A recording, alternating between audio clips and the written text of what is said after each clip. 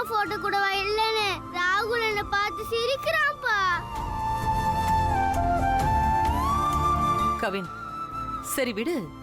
அடுத்த வாட்டி அம்மா போட்டோவை வச்சு நாம ஃபேமிலி ட்ரீ பண்ணிடலாம், சரியா? அடுத்த வாட்டிலாம் இல்ல, இப்பவே எங்க அம்மா போட்டோ ஓட்டணும்.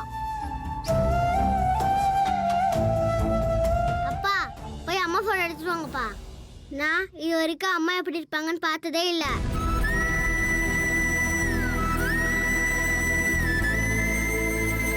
விக்ரம் கேக்குறான்ல, போய் எடுத்துட்டு வா.